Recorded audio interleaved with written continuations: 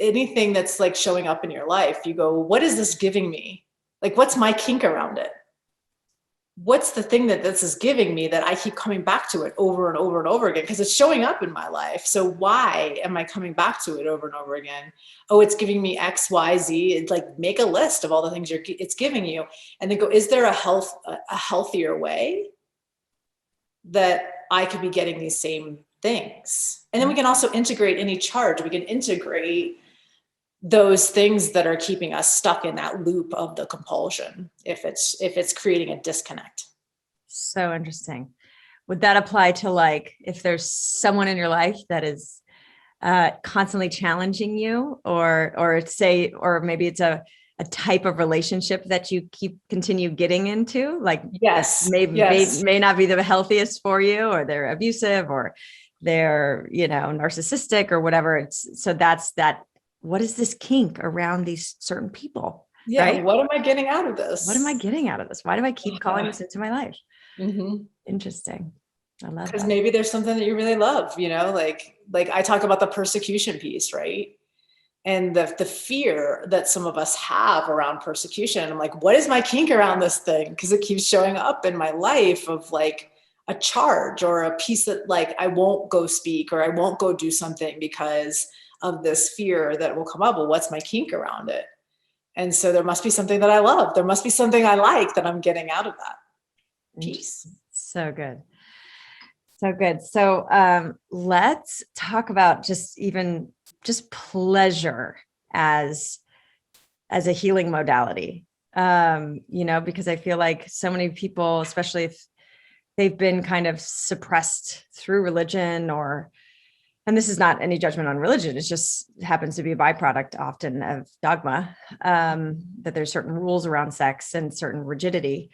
How have you seen just mere pleasure be healing and transformation for people? Because a lot of us are not, like you said, even making time for play or pleasure in our life because we're so busy accomplishing, and pleasure and play is where we're most creative oftentimes.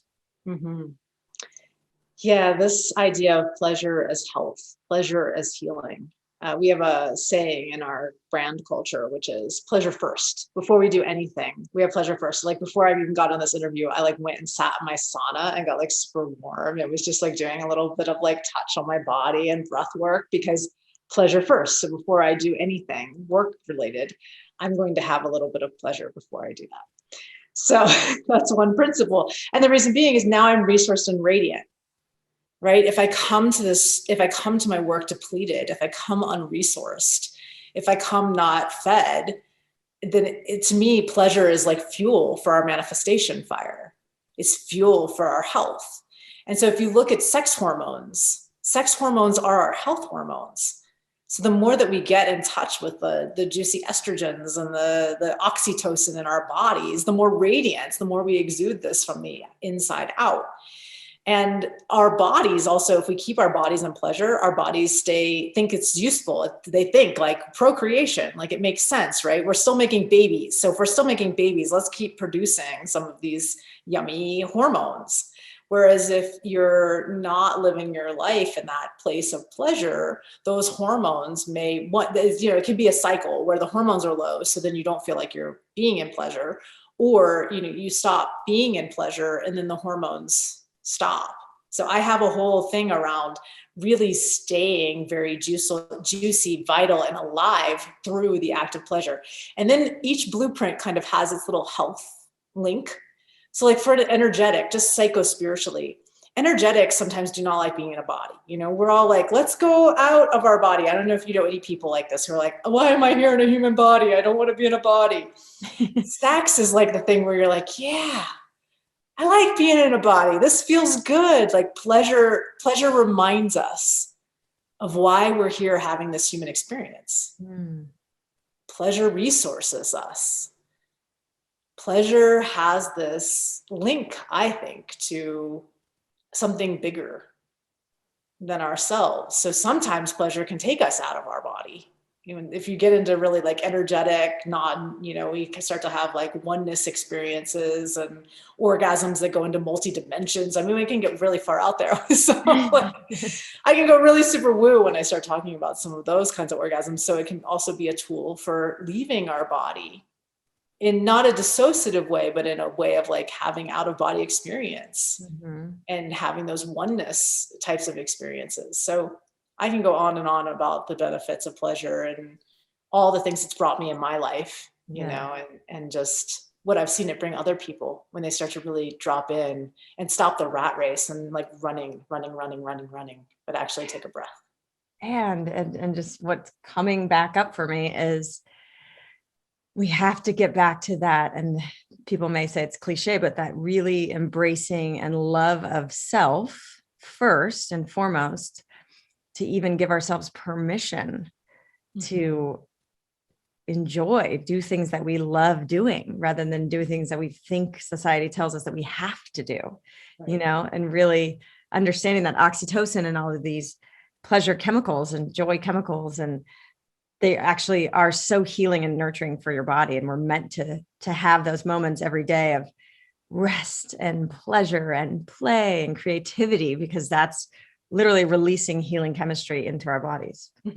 And also our immune system. There were studies done on people taking less sick days, the more orgasms they had. I don't know how they did some of these studies, but one was like men who were experiencing orgasm daily had less risk of death.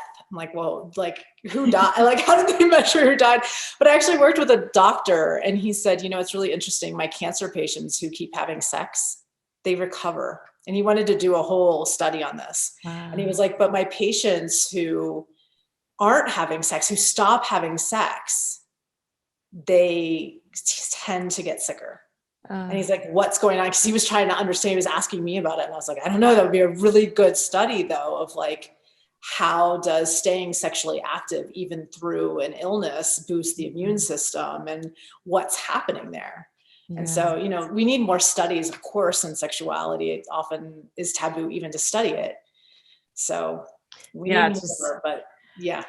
Oh, that's so good. It's so hard if you're going through treatment or something that's debilitating. It's so hard to feel sexy. So hard to feel sexy. So, again, this isn't to say on anybody, like you're doing it wrong. Yeah, no. Or there's a right way. Like if you're like, frick, I'm not having any kind of sex. And when I'm talking about sex, we need to expand it, right? Not just intercourse. Yeah. What would bring you pleasure? Is it someone just like stroking your hair? Connection. Or your cheek, or, kissing your back? Yeah, massage. What would bring you pleasure? Thank you for listening to the Heal Podcast. Be sure to tune in for more empowering wisdom and inspiring healing stories. Oh, and make sure you hit the follow button on Apple, Spotify, or wherever you listen to podcasts so you don't miss that one episode that holds the answer you've been searching for. And if you feel inspired, we would love you to rate and review us so that we have the opportunity to reach more people. And of course, you can follow us on Instagram for some behind the scenes fun and more inspiration at @HealDocumentary and @KellyGorris. Thank you so much and be well.